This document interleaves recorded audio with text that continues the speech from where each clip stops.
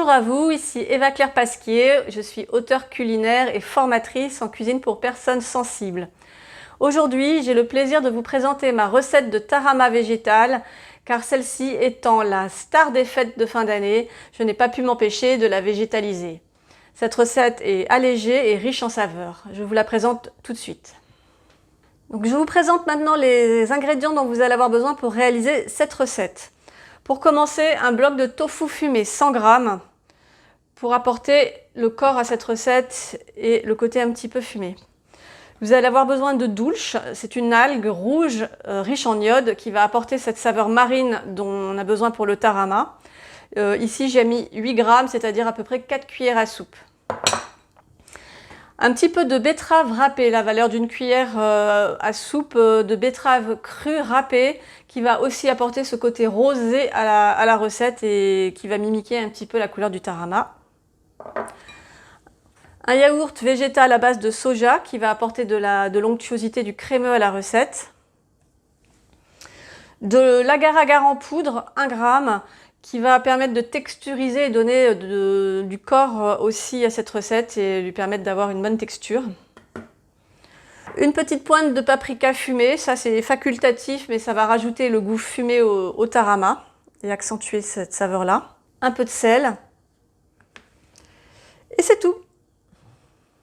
Donc pour commencer, on va verser les algues dans une casserole, dans une petite casserole avec 100 g d'eau.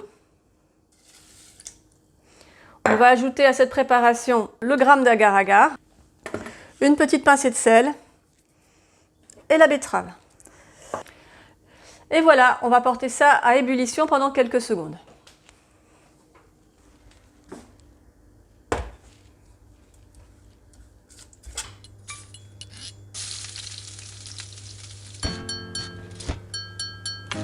Et voilà, c'est prêt, on peut continuer le reste de la préparation.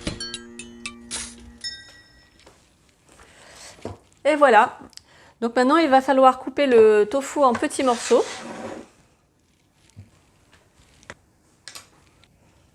Il nous reste maintenant plus qu'à mixer l'ensemble.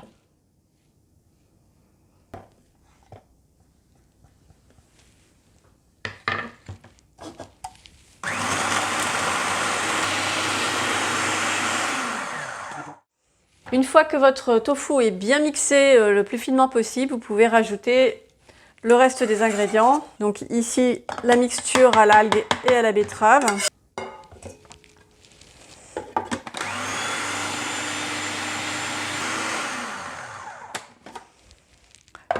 Puis le yaourt. Vous pouvez saler un petit peu et donc ajouter un petit peu de paprika fumé si vous voulez accentuer le côté fumé de la recette. C'est facultatif. Attention de ne pas en mettre trop parce que ça prend un goût très fort très rapidement. Et voilà, il ne reste plus qu'à mixer l'ensemble pour obtenir la consistance finale.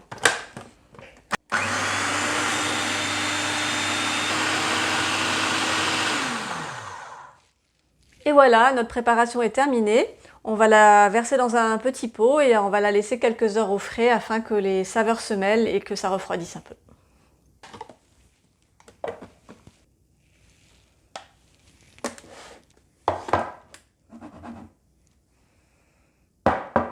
Et voilà, bon là j'avoue que j'ai un petit peu exagéré sur la quantité de betterave, donc ça fait un rose un peu fluorescent. C'est à vous d'ajuster suivant la couleur que vous désirez obtenir. Et voilà, notre tarama est prêt à être dégusté.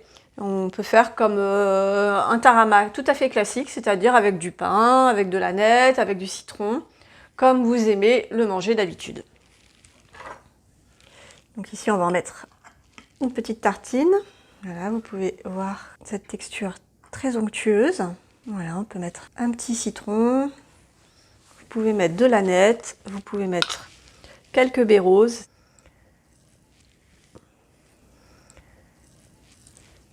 Et voilà, cette recette est terminée, j'espère qu'elle vous a plu.